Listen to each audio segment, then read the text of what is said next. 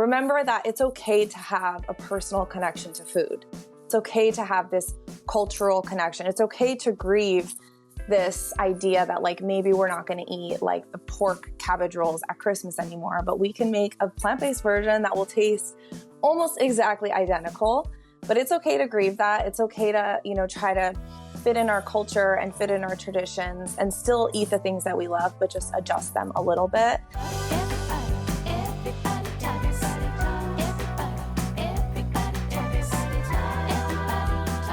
Hey everybody, I'm Maurice And I'm Jen Giammo. And welcome to another episode of Everybody Talks, the podcast where we explore the wide world of wellness. Sometimes we talk to experts, sometimes we just talk to each other, but we're always talking to you. Every week we discuss topics from nutrition and exercise to mindfulness and self-care. And today we are talking to a seasoned chef, holistic nutritionist, and health coach, also a best-selling author, classically trained at Le Cordon Bleu in San Francisco, and she uses her culinary expertise to create rich flavors with clean and nourishing ingredients. She's an advocate for people with chronic health ailments, animal welfare, and the environment. Her own plant-based journey started with her desire to heal her chronic pain from an 18-year battle with endometriosis after exhausting all other options. She's also the podcast host for the Chef Bai podcast, which is a series of short episodes where she shares her thoughts and insights about women's health, current events, and clean eating. Please welcome to Everybody Talks Bailey Ruskus, also known as Chef Bai. Hi. Welcome to Everybody Talks. Thank you so much. I'm so excited to be here with you guys. Thank you. Thanks for being Super here. excited to have you. All right. We want to jump right in. We want to talk about Yeah. your own, Your journey. personal journey with plant-based eating and why it's so important to you, all the things that you went through. It sounds like it was quite a struggle. Yeah. What a journey. Where do I even start? Gosh, yeah. Yeah. I mean, the chronic health thing has really been such a struggle for me. And I know a lot of women and a lot of people feel that. 1 in 2 people in the United States have a chronic health ailment.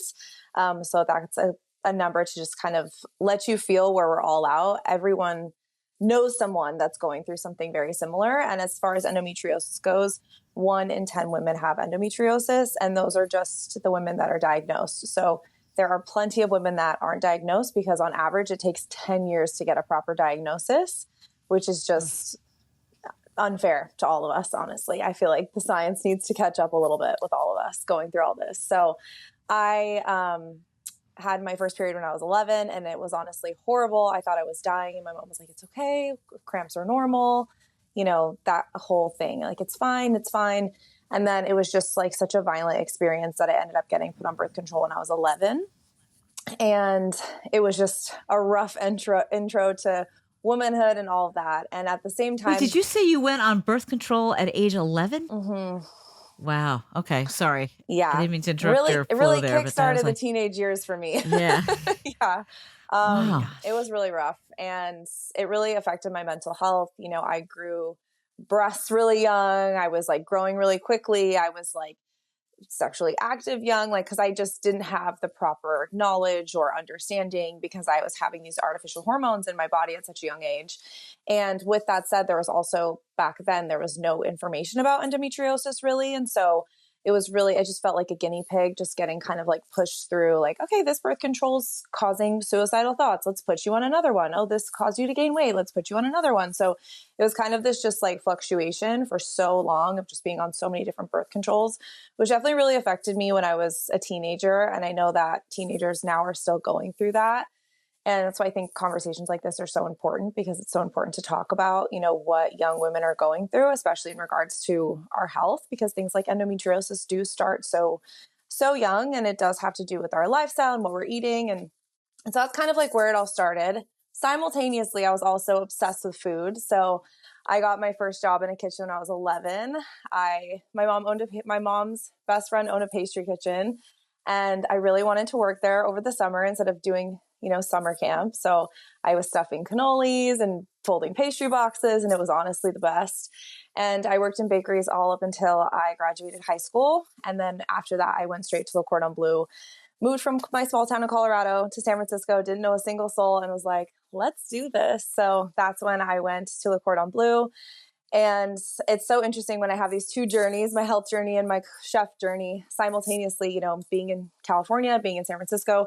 my endometriosis was horrible. I was in and out of the ER.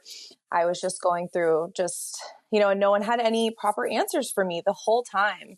And what I didn't really realize is like the food I was eating at Le Cordon Bleu was actually exacerbating the symptoms of my endometriosis and was actually making everything so much worse. And after that, I moved to San Diego. I met my now husband, who is just the most incredible person I know. And we were casually dating, and he was taking me to the emergency room all the time because I was in such excruciating pain. And that's when, I had a really horrible surgery, and we started doing research differently about agriculture and the food system and the healthcare system, and really looking at the chemicals in our food and really looking at the dairy industry. And he looked at me one day and he was like, I think we need to go vegan. And I was just like, okay, there's nothing else to do, so let's try. And for me as a chef, it was honestly the scariest decision ever because I was booked and busy as a private chef. I was consulting in restaurants. As a woman, it's hard to be in chef culture in general, just as a woman, let alone as a vegan woman, you know what I mean, to be taken seriously.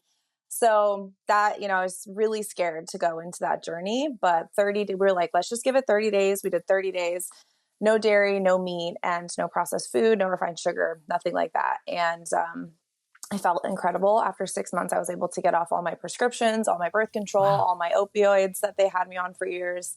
And it's like I had a new lease on life. And after that is when I kind of went back to school for nutrition to really learn about why it was working for me and to really learn that, we all have different chronic ailments and chronic symptoms and all these things, but they're all based in the same kind of root cause, which is what we're eating and the chemicals and all that kind of stuff. So that's kind of where it all started and what brought me here today. Wow. So it's almost like you diagnosed and treated yourself. Yeah. Yeah. Throughout all of this. A lot of women with endometriosis will tell you that because it's really hard to get doctors to take your pain seriously. Like pain is something that can't be measured on a scale necessarily. Mm-hmm. And so it's hard, when you tell someone you're in pain, especially when it comes to cramps or, debilitating period pain, a lot of times like Western medicine just doesn't believe you. So you kind of have to be your biggest health advocate. And I think that's the one thing that I've learned the most and how I've been able to be a resource to people around me is like, you have to vouch for yourself. You have to be your own health advocate because if you can't be your own health advocate and press for the things that you need, want, and deserve out of your health journey, then no one is really going to do it for you. Absolutely. So true. I mean, I have a close friend who went through that. I mean, she's out, she's menopausal now, but no doctor would listen to her. Like the answer was get a hysterectomy and that's the end. Which isn't an answer just because remove the problem. That is not, no. It's not an answer. What did doctors say to you when you told them that you kind of like had helped yourself by eliminating all of these things? Did any kind of fight you on it or? Yeah, I mean, a lot of them will just be like, there's no correlation between diet and endometriosis. I don't believe you.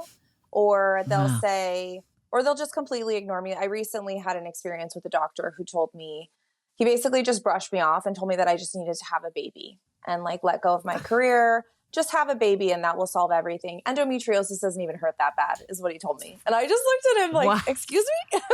Like, wow. Because he knows as a man, he knows that. Yeah. I know, right? I know. So it's the brush off. It's a lot of gaslighting. It's a lot of making you feel like, a lot of times you think, is this really in my head? Am I making this up? Because they make you feel like it is in your head. They make you feel like it's not real, but it is so much. They compare endometriosis pain to being in labor. It's basically like on the scale, it's pretty much the same thing. So I've had friends who have endometriosis and they've had a baby and they're like, that was literally nothing, which is crazy to think about. Yeah. Wow. And it's so dismissed. And it's, I mean, women's healthcare in general is just, is so overlooked. But, it's terrible when you're in pain like that you're not getting answers from medical doctors. But totally, we are finding that as a theme throughout of women's our health interviews. Yeah, it's crazy. So then you went on to write a cookbook, a vegan cookbook. Is that right? Yeah. So it all kind of happened serendipitously.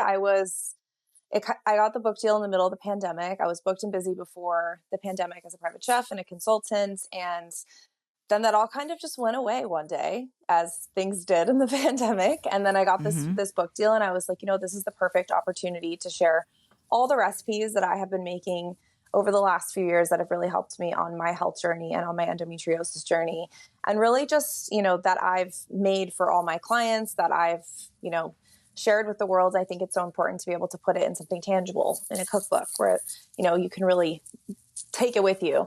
And so that's when we had our first cookbook, and the response that we got from that was just honestly so overwhelming. Even to this day, we've had so many people all over the world make the recipes from the cookbook, especially women who are dealing with period problems, or, men who have, heart disease. My dad has heart disease, and it runs in my family. And we've been able to completely manage his cholesterol, completely manage everything from a plant-based diet. And so it is pretty incredible how this lifestyle can just change everything, give you a second chance. Yeah.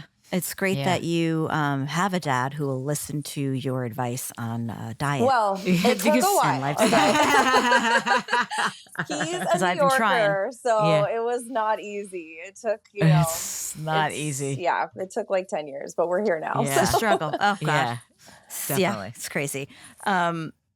Okay, so vegan is hard. I think, I love that you are able to take recipes and they taste good, and you're getting good feedback from people that they're actually helping them to manage some of these conditions. But what are some misconceptions about going vegan that people have? That's a really good question. I mean, I think there's a lot of misconceptions around it. I think the first one is that you have to be perfect. I think the angry vegan is a typical stereotype that we're all used to. And it's really just, I really want to rebrand the vegan movement, where I just want people to try their best and don't feel like you have to be perfect. Because what I really experienced when I first went plant-based and vegan is that I felt like I was swimming upstream in a river that the current was so strong, because everywhere you go, there's so many animal products. Everywhere you go, there's dairy and everything. And it feels everyone that you're around is eating it. All your cultural foods have it in there. All the processed foods have it. So it's really, really hard to navigate, especially for me. It was easier because I'm a chef. I'm used to reading food labels. I'm very into agriculture and very into the science and the political aspect of it. That's one of my biggest passions. But for most people, they just want to eat. They just want to feed themselves, feed their families. And it's something that, isn't natural for people to obsessively read every ingredient and to obsessively call restaurants and see if they can accommodate them. And so I think it's just taking it day by day, taking it meal by meal, and giving yourself compassion and grace through the process, because we live in a world that makes it hard to eat plant-based. And it's okay if it feels hard, Yeah. Yeah. It definitely, yeah. I went completely vegan for about 3 years. Okay, and cool. Yeah. Now I'm mostly, I would say, plant-based, but I do eat fish. So flexitarian is what my mom calls it. Flexitarian, exactly. Which I love. Yeah. What do you say to people who, I have a nutrition background, and it was always thought to be that, a vegan diet, you're never going to get enough protein. And how do you get your protein if you don't eat meat and you don't eat, chicken? What do you say to that? Yeah, I think the protein argument is kind of just a common misconception. And I think a lot of that just stems from just not a lot of us not understanding nutrition from plants. I think when most people get nutrition knowledge, it's from school. It's okay, you have your plate, you eat protein. And when people, or when you go to a restaurant, they say, do you want to add protein to that? Do you want to add meat to that? So I think we're all kind of just trained to think that the only place to get protein is through meat. But the plant-based world is full of protein, actually. And it's protein that has fiber. It's protein that's packed with vitamins. And it's also oftentimes protein 99% of the time, protein that has no saturated fat as well, no cholesterol. So it's a much cleaner source of protein. So I'm talking beans, legumes, grains like quinoa, brown rice, even spelt flour is something I love to bake my bread with, which has lots of protein in it. Chia seeds have protein, all sorts of seeds, nuts, even broccoli randomly is a really great source of protein. So there's all sorts of different ways that you can get protein on a plant-based diet. For me, I'll have organic soy milk in my latte, which gives me 10 grams of protein just by drinking my latte. So there's all sorts of fun ways to get protein. And I think it's just changing the way we look at how we eat versus like the piece of meat on our plate is the protein, and then we just kind of fill in the rest. Whereas this way, it's kind of like, we're going to get an array of fruits and vegetables and grains and legumes. And by eating a diversity of plants, we're able to naturally get all the protein that we need because all these plants have protein in them. Yeah. No, I totally agree. Yeah. I totally agree with that. And I also think it's like, you mentioned the spelt flour, and I feel like it takes like a carbohydrate and makes it a protein. You know what I mean? Like it's like, oh, you can have this bread, but there's protein in it, Exactly. which is delicious. People want, just from like a cooking for like as a trained chef, do you ever look at like these classic recipes and think like, okay, how can I make these so that they taste just as good? I mean, like 11 Madison Park here in the city changed their whole menu to a vegan menu. And so do you look at those recipes and think like, I don't know, we just had someone on our show who made boeuf bourguignon, Julia Childs. Like you look at those recipes as classics and say like, okay, I can change the whole face of this into this and it's going to taste just as good. Oh yeah. I've changed all my favorite recipes, like the bourguignon, for instance. Funny story about that. When I went to culinary school, came back for a semester, I had learned how to make that. And I had made it for my dad. He literally cried because my grandfather was a chef and he hadn't tasted that since my grandfather was alive. Wow. And so crazy. So then I was like, okay, I need to just make this vegan. So I make mushrooms instead, and I use dried shiitake mushrooms, and it's the same cooking technique, which I think is so interesting. And I will say that it's actually made me a better chef because I think so often we get stuck using the same proteins. And it's really easy to make things taste good with animal fat. Like it just is. So when you're using different ways to make things taste delicious and like, delectable and velvety and creamy, like all these things, it's so much harder, and it makes you kind of use your brain a little bit more. You're like, how am I going to get there not using cream? Or how am I going to get there not using pork belly kind of thing? Kind of getting away from that traditional French style of cooking, but using the same cooking techniques of deglazing with wine, or, searing the mushrooms and then taking them off and then adding the onion. So there's all sorts of ways that you can use what but just replacing with different ingredients. And like, that's literally where this cookbook comes in that I just wrote. I break it with dairy so hard because cream and butter and cheese is literally in everything. It's what makes everything taste delicious, especially as a classically French trained chef. Like there was a block of butter in literally everything I cooked. So I wanted to get that same vibe and that same energy and that same taste without it tasting what people assume vegan food kind of tastes like or dairy-free food tastes like. And with that said, 68% of people in the entire world are lactose intolerant. It's the number one food allergy amongst adults and children. And I think a lot of us have tummy problems and just kind of deal with it, or we have allergies or skin problems or eczema, and we just deal with it because dairy's everywhere. And I wanted there to be not just a vegan option, but just an option for everyone to be able to enjoy the things that they love. Like I have a cacio e pepe in here. I've got, like chili rellenos. I've got burrata cheese, like everything you can think of that when you go to the restaurant, you're like, oh, I'm just going to deal with the stomach ache, because that's what I used to do.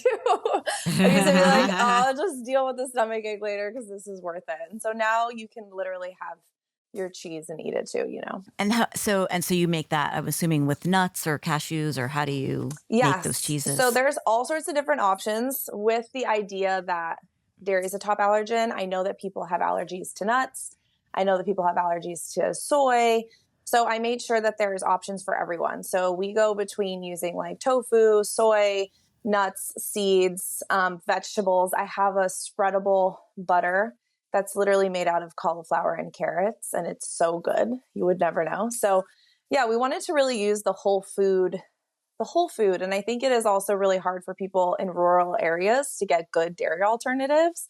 So this is something that you can find in your pantry aisle or find in your produce section, and you can make all of these things, and you don't necessarily need to have a specialty grocery store. Wow. So I just want to say the name of the book is Breaking Up with Dairy. Yes. And so this, I'm assuming this also played a big role in your healing process, right? Mm-hmm. With your issues that you had. Yeah. I mean, how did that experience, were you eliminating dairy? I'm assuming you eliminated dairy when you went vegan as well. Okay. So dairy was really, so I was vegetarian for a long time. So when I was in culinary school, I went to a slaughterhouse, and as part of, I was in a butchery program. So I went to a slaughterhouse to get the full experience. And after that, I was like, okay, this is not anything I want to be a part of. And so after that, I stopped eating meat for 5 years, but I was still a vegetarian, pescatarian, but I was still eating a ton of dairy. And then when I moved to San Diego, I ate like a little bit of meat, but mainly just dairy and fish. And so me going vegan was really just me eliminating dairy. It was really what it was, because I had already kind of weaned off of meat for a long time. I'd really seen the industry up close and personal, and I love animals. I couldn't really I couldn't get there, it was too close for me. So, yeah, the vegan was really like, especially my husband, he was like, my boyfriend at the time, God bless him. He's like, look, the cheese is killing you. So let's try to wean off of the cheese. It's making you sick. We're going to the hospital. It's making your periods horrible. So yeah, it was really the dairy that kind of pushed me into vegan. And I really think that's a big reason why people can't go plant-based, because there is milk and everything, and there's cheese everywhere. And it tastes good. And right. It's good. It tastes delicious. Exactly. Yeah. Yeah. But also, like, I'm finding, like, as for me personally, as I get older, I have less of a tolerance for dairy, and it affects me in different ways. But so what I tend to do is lactose free, and that seems to like eliminate the stomach issues that I have. But just talk to us a little bit about the difference there between going dairy free and lactose free. Yeah. I mean, I think like lactose is a sugar that's within milk. I think, okay, so I'm just going to put it into a different perspective. So dairy is essentially breast milk from a cow. And so when we're babies, we kind of lose the enzyme. Like over time, as we get older, we lose the enzyme to be able to digest breast milk, because there's no like biological need for us to be drinking breast milk anymore. And so we are the only animal on this planet that drinks breast milk from another animal. And so as we get older, our bodies become less and less tolerant to milk, and especially to cheese, because cheese is just concentrated milk fat. So even if you're able to drink the lactose-free milk, when you're eating cheese, you're getting, plenty of it. So it's kind of this idea that there's really no need to be drinking cow's milk or sheep's milk or goat's milk. And kind of, if we love that creamy consistency and that what it can do for us in a culinary aspect, there's so many ways to kind of replicate that without having to kind of, drink this fluid that's literally meant to make a baby cow a big cow, if that makes sense. Right. Wow. Yep. Wow. Yeah. Yeah. Not to totally ruin it for you guys.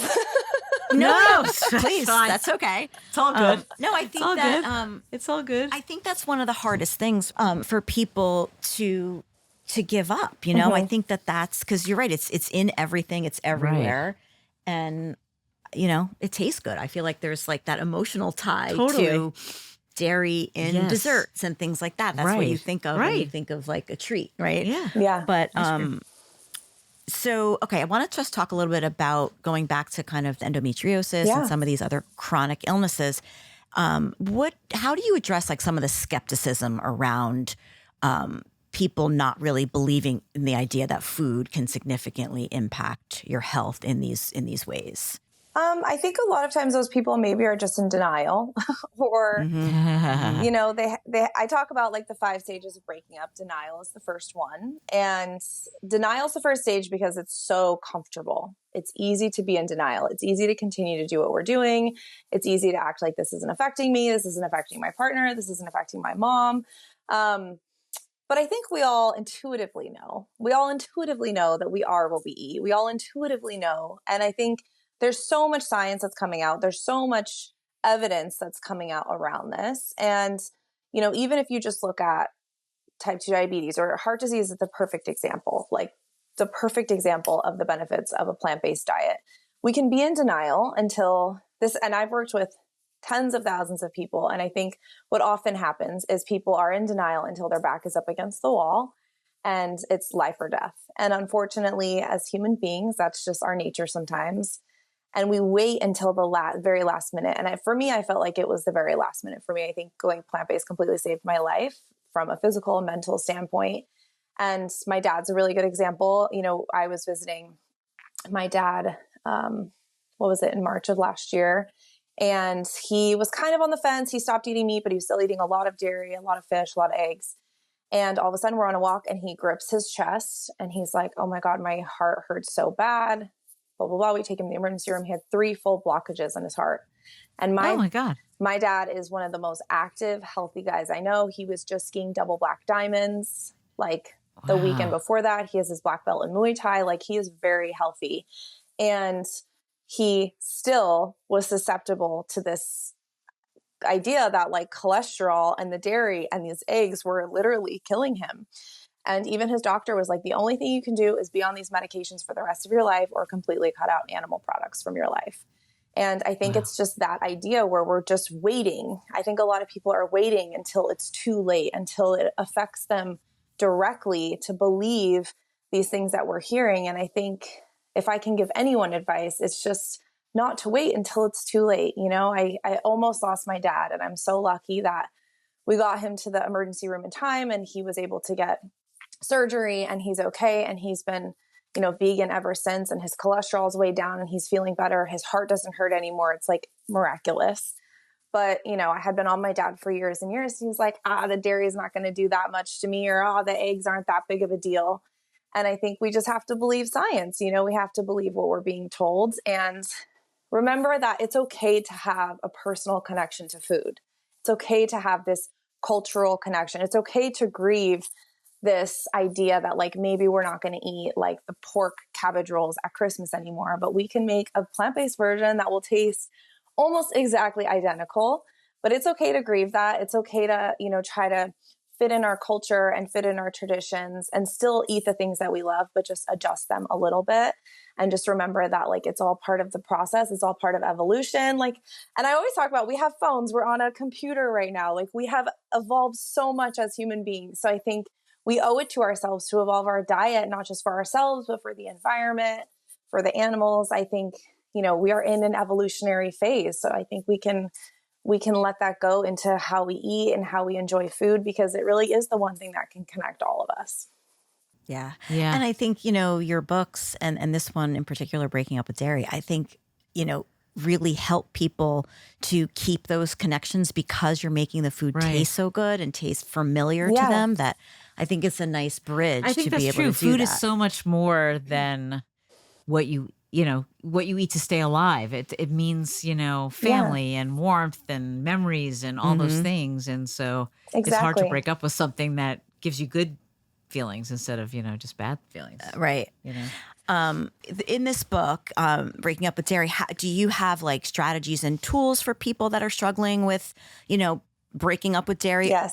Or is it more, okay, yes. great. So the That's whole awesome. the first few chapters, the first one is called The 5 Stages of Breaking Up. And it goes through all the stages from anger, depression, denial, acceptance. And I thought that was just so important to put it. So the book, although we're having kind of a somber, serious conversation, the book is written sort of playfully. Like it's written like dairy is your toxic ex-boyfriend that just won't leave you alone and you can't get away from, and you keep getting back together with him and he's everywhere. And so it's kind of like a breakup Bible in that sense, where it's like, this is how you finally break up for good. And I think education is a really important part of that. And even in relationships too, you know, the more you know, the more you know. So yes. Yep. Very true. Yeah, exactly. True. So, you know, for me, I wanted to make it, obviously these are very serious topics. And these are very serious things that we're dealing with as a collective and trying to, you know, make positive change. But as far as the personal self and journey goes, I think we can have fun with it. I think we can realize that we are literally breaking up. We are addicted. Milk is literally chemically addicting. Like it just is that way. So you're not crazy to feel like I just can't live without it. And so I wrote the 5 stages of breaking up, because you really go through all those phases. Once you educate yourself, you are angry. You know, once you go through your cabinet and you're like, God, I have so many milk products, that's when you kind of go into depression. There's all these different stages. And so that's why I wanted to write it that way. And then I also wrote a section on how to kind of like think about cooking differently, how to look at your items in your pantry and reimagine how they can be used. It's really this concept that like anyone can do it, you know, like you can find that perfect match in regards to, your perfect plant-based milk that works for you and that's easy to make and all you need is a blender, So that was kind of the aspect, is like, there's so much work to be done within yourself to be okay with kind of taking the leap and trying it out. And it's not like any breakup goes, sometimes it doesn't stick the first time. And you just have to have compassion for yourself and come back and try again. And maybe the first thing you do is you switch your coffee creamer and you start making your own coffee creamer. Or maybe you see the cheddar block recipe and you're like, I'm going to make some cheddar cheese and see what happens, and you could kind of use it as this exploratory phase.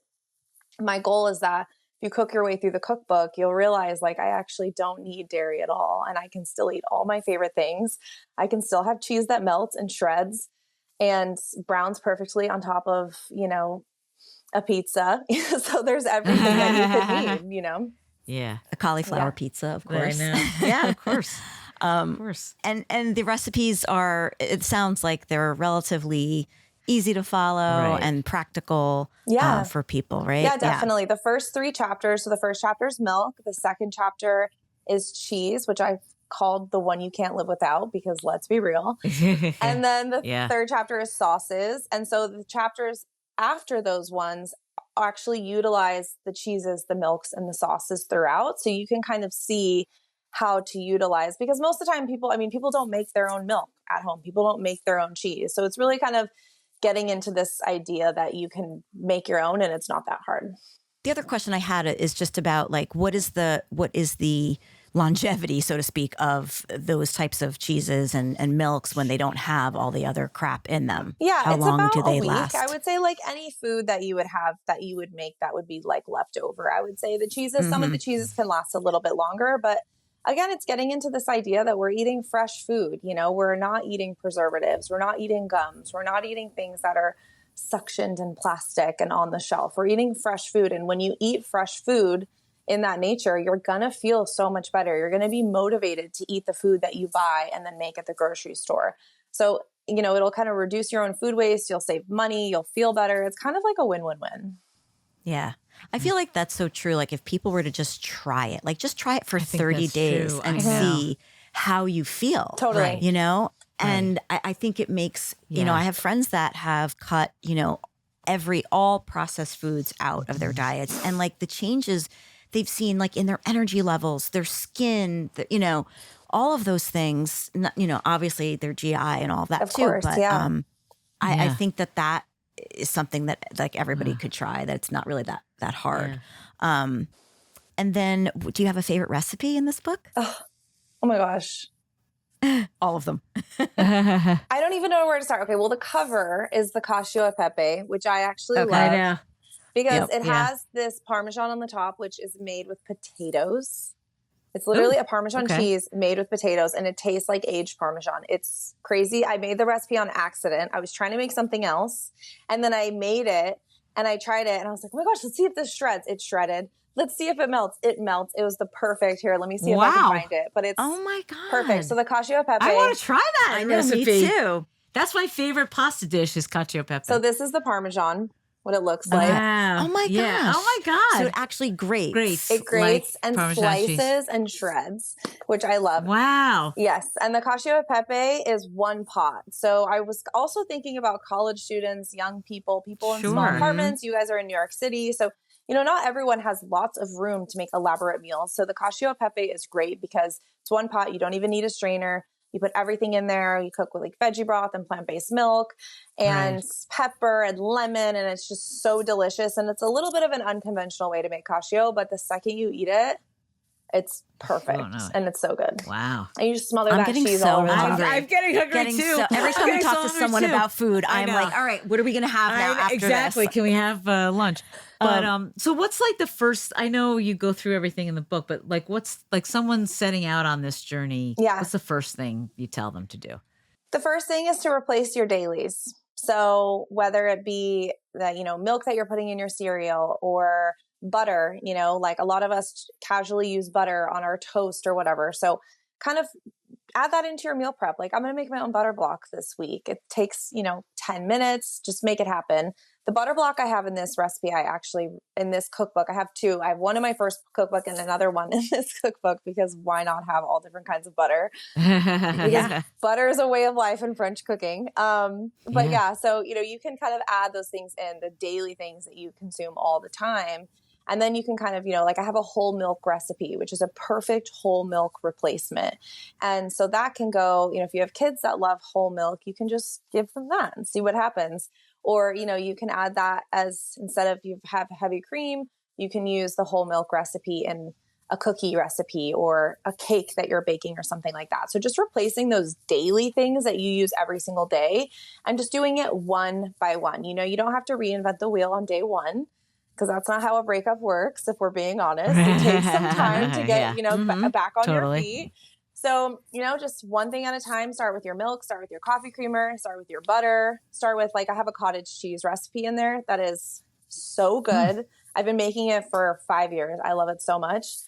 And it's high protein. It's a tofu based, and it's so good. And I loved cottage cheese. So I was like, I need to make a perfect replacement for cottage cheese. So it's just those little things where you go through the book when you first get it, you can see okay, I eat this all the time. I eat this all the time.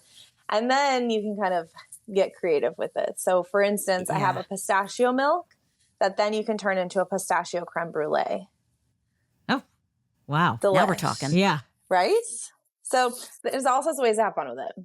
Yeah. Amazing. Just to your point about kids, and you can, I always thought this, that your kids don't know, start them really early. They don't know what sugar tastes like. They don't know what milk and butter tastes like until you introduce them to it, So I think that's, and after they're 2 years old, they shouldn't be having milk anyway. Exactly. So I think it's educating, just starting early, as a parent, just never give that stuff to your kids. I mean, I know they're going to be exposed in school or, play dates or whatever. Those are hard. Yeah. That's hard, but I don't know, be the example, have them make the choice. Be the example.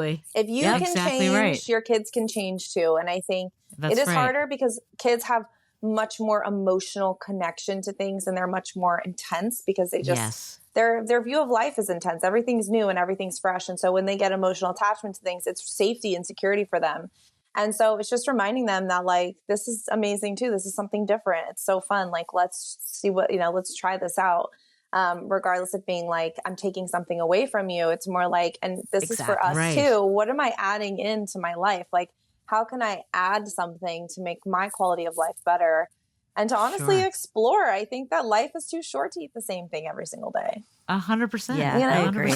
and thinking about adding versus taking away is a good point. It's a really good point. The book again is called Breaking Up with Dairy. Our guest, Chef Bai. Thank you so much for being here. It was my pleasure.